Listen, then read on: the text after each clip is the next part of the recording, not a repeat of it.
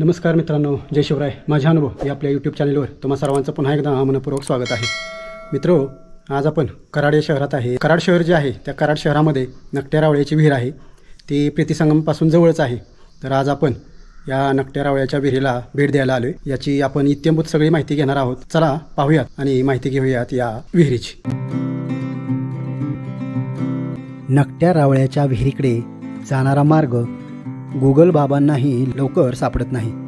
त्यासाठी प्रीतिसंगमकडून कराड शहराकडे जाताना पहिल्या उजव्या बाजूने वळून डावीकडे एका गल्लीतून पुढे गेल्यास विहिरीचे गेट दृष्टीस पडते.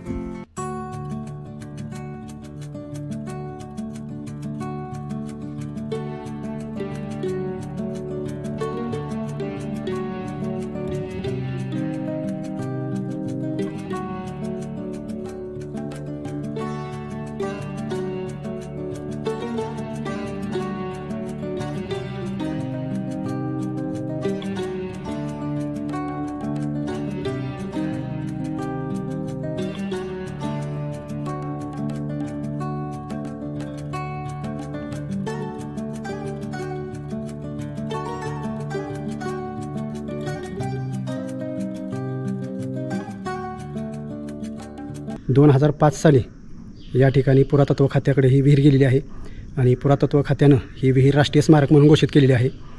पुरातत्व खात्याच्या ज्या काही नियमावली असतात, 8 प्रकारचे वर्गीकरण असतं, त्यामध्ये 7व्या प्रकारच्या गटात या विहिरीचा उल्लेख केला जातो किंवा या विहिरीची गणना केली जाते.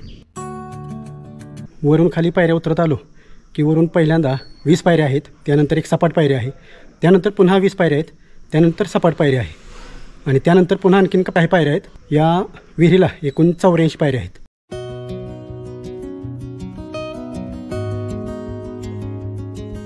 मध्यवर्ती भागात आल्यानंतर आपल्याला अशी एक कमान लागते आणि आपण आता त्या कमानीतून प्रवेश करतोय.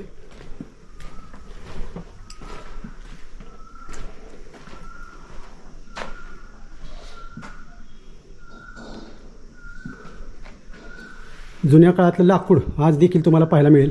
आणि वरची गुमटी बघा आणि समोर उंची असलेली या कोयना नदीकडची बाजू आणि खाली पाणी.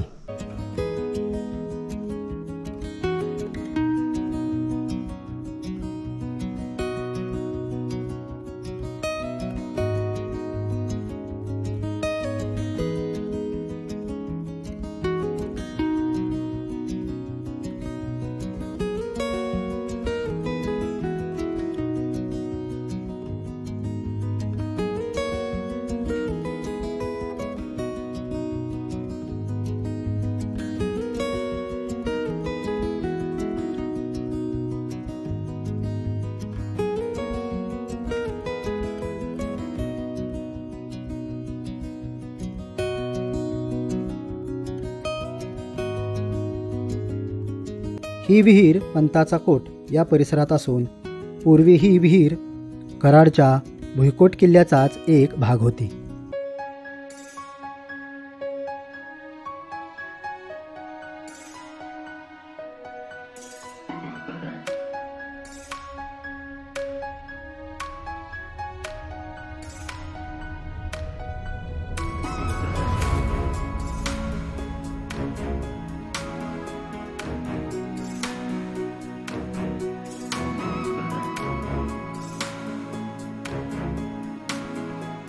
तर मित्रो, अशा पद्धतीनं पाण्यापासून खूप उंची असलेली ही विहीर आहे. आणि तुम्ही जर साताऱ्याच्या जवळ असणारी बारामोटेची विहीर लिंब या गावातील ती पाहिली असेल आणि या विहिरीला तुम्ही जर भेट दिली तर नक्कीच तुम्हाला या दोन्ही विहिरींमधला फरक जाणवेल.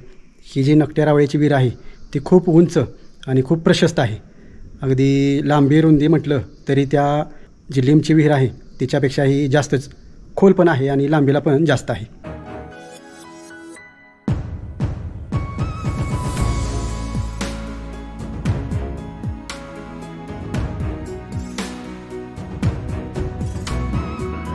या विहिरीची जी रचना आहे ती अतिशय सुंदर आहे. अगदी जुन्या काळातलं लाकूड देखील आपल्याला या ठिकाणी स्पष्ट दिसते. या ठिकाणी खाचा आहेत संपूर्ण जी विहीर आहे ती दगडामध्ये आहे, पाषाणामध्ये आहे आणि दगड आणि चुना यांचा वापर करून याचं बांधकाम केलेलं आहे. 12व्या शतकात शिलाहार वंशाच्या काळामध्ये या विहिरीची रचना केली गेली, बांधकाम केलं गेलं. त्यानंतर बहामनी काळामध्ये देखील या विहिरीचा वापर केला जात होता. असं म्हटलं जातं की या विहिरीचा वापर जो आहे तो धान्य कोठार म्हणून, गोदाम म्हणून केला जात होता. आणि एक अशी देखील आख्यायिका आहे की या ठिकाणी 7 मजले होते आणि 7 मजल्यांवरती उन्हाळ्याच्या काळामध्ये या मजल्यांवरती लाकूड टाकलं जात होतं. म्हणजे ज्या ज्या ठिकाणी खोबण्या आहेत त्या खोबण्यांमध्ये लाकूड टाकलं जात होतं आणि त्याच्यावरती फळ्या टाकून या ठिकाणी बसण्याची, झोपण्याची आणि उन्हाळ्यामध्ये आरामदायक वातावरण ठेवण्यासाठी या विहिरीचा वापर केला जात होता.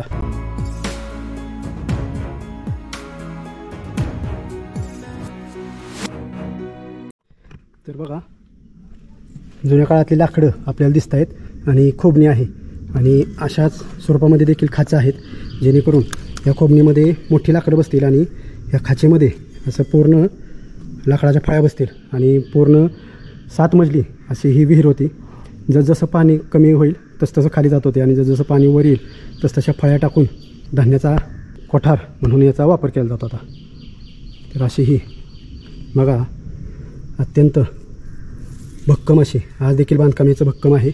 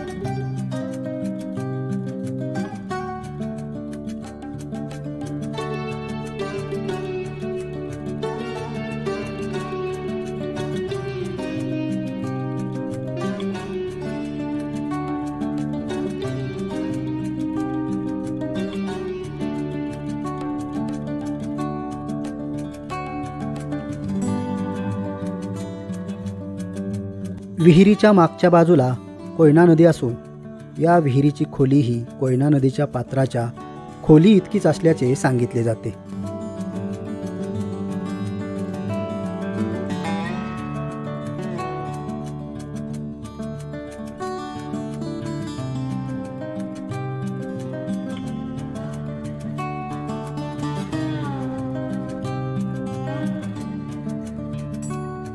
की कितीही बघितली तरी आणखी बघावीशी वाटते अशी ही विहीर आहे. तर तुम्ही नक्की एकदा या विहिरीला भेट द्या.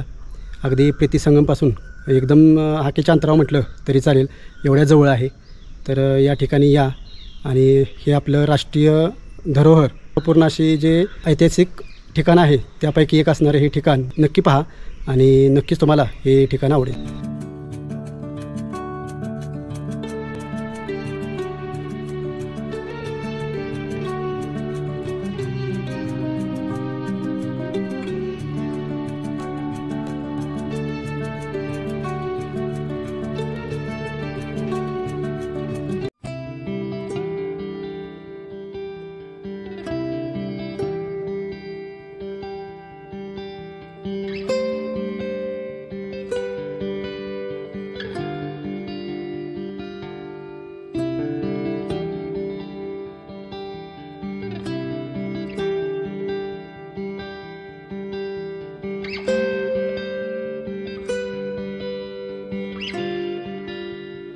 अशी ही नकट्या रावळ्याची विहीर आपण पाहिली.